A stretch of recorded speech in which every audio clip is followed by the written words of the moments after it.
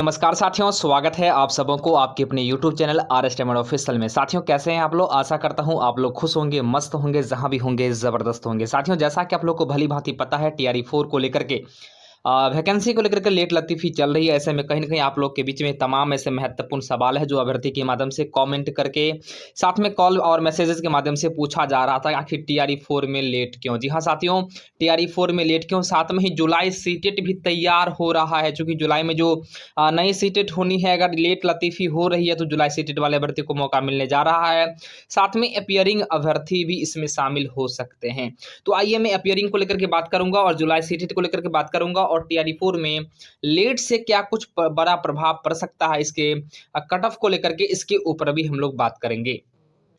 साथ में NIOS से डीलेट कार्य करने वाले जो भी अभ्यर्थी थे, इन सभी को बड़ा मौका मिल चुका है। जैसे कि आप लोग को पता है, सुप्रीम कोर्ट के माध्यम से ऐसे में इस बार NIOS डीलेट वाले अभ्यर्थी भी शामिल हो रहे हैं। साथ में एक ही सीट पर इस बार कितना कंपटीशन होने वाला है, 1 to 5, 6 to 8 और माध्यमिक उच्च माध्यमिक में, इसको भी लेकर के हम लोग बात करेंगे। साथ में सीटेट और एस्टेट में अमान्य का मामला चल रहा है कि सीटेट को लेकर के कुछ खबर ऐसा भी चल रहा है कि कहा जा रहा है कि यह इनवैलिड डिग्री हो चुकी है, चूंकि अब बिहार सरकार के माध्यम से बीटेट का आयोजन करा करके बीटेट के माध्यम से ही बहाली होगी।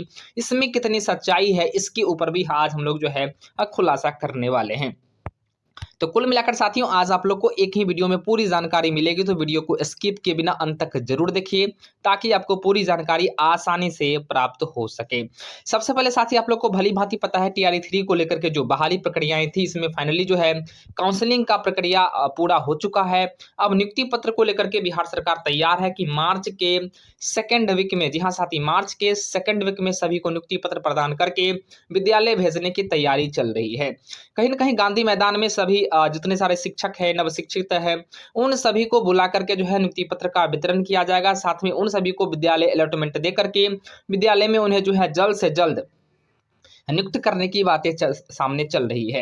अब ऐसे में सवाल है कि जिन अभ्यर्थियों का सिलेक्शन हो चुका है उनके लिए तो कोई दिक्कत की बात नहीं, उनके लिए तो सुनहरा अवसर आ चुका है। साथ में जिन अभ्यर्थियों का वर्तमान समय में TRE 4 को इंतजार कर रहे हैं, ऐसे में उनको लेकर के मैं बता दूं कि जुलाई सीटेट अभ्यर्थी भी तैयार है। जी हाँ साथी, जुलाई वाले जो सीटेट अभ्यर्थी है यह भी तैयार है, क्योंकि जुलाई सीटेट अभ्यर्थी को भी इस बार मौका मिल सकता है। अगर बहाली प्रक्रिया में लेट होती है तो इनको भी मौका मिलेगा और ऐसे में मौका मिलने से जो नंबर ऑफ कैंडिडेट है इसमें इजाफा देखने को मिलेगा और नंबर ऑफ कैंडिडेट में जैसे ही इजाफा देखने को मिलेगी तो इसका सीधा सीधा प्रभाव आपको कट ऑफ में देखने को मिल सकता है।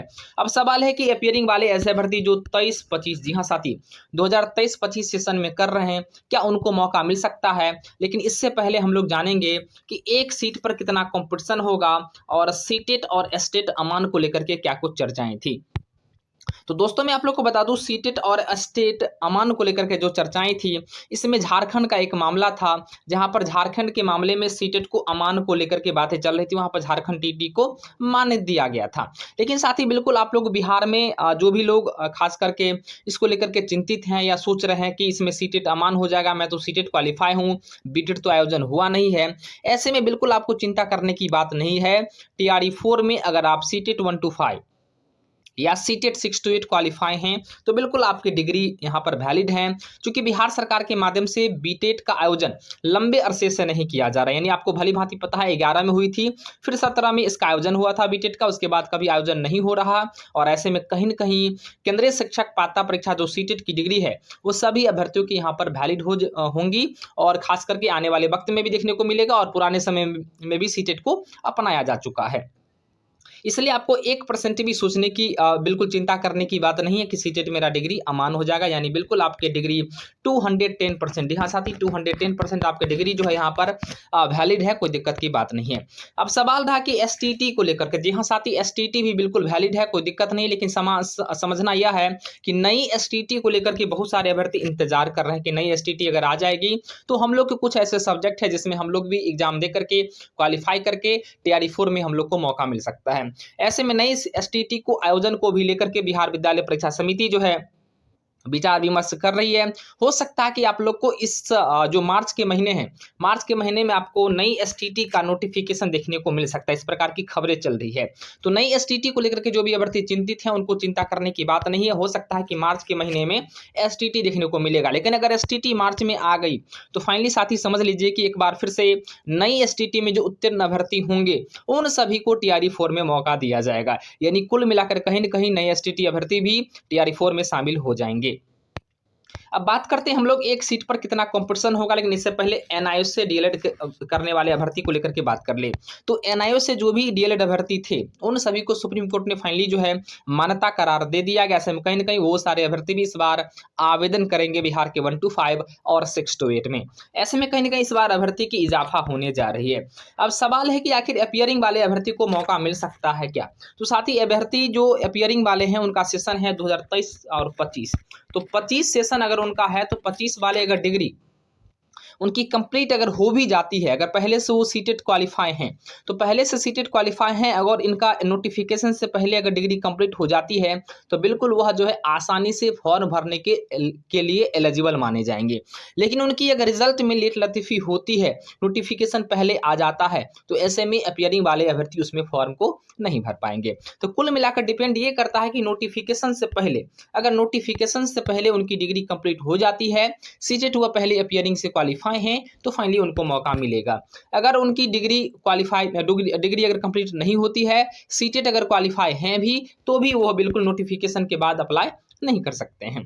तो इस तरीके की चीजें स्पष्ट है, क्योंकि कभी भी बीपीएससी टीआरई को लेकर के ऐसी चीजें तो थी नहीं। हाँ, टीआरई 1 में मौका मिला था, लेकिन अगर टीआरई 1 में मौका मिला था तो हो सकता है अगर बिहार सरकार चाहेगी, शिक्षा विभाग या बीपीएससी चाहेगी, तो संभव हो सकता है कि अपियरिंग को भी मौका दिया जा सके। ये तो आने वाले वक्त बताएगा। फिलहाल डोमिसाइल को भी लेकर के बात कर लें तो डोमिसाइल को लेकर के तैयार लगातार जो है एक प्रकार के लेटर भी आप लोगों ने देखा होगा जो चल रहा था विभाग में, लेकिन इसको लेकर के फाइनली जो है पुष्टि नहीं किया गया है कि डोमिसाइल लागू होगा या नहीं लागू होगा।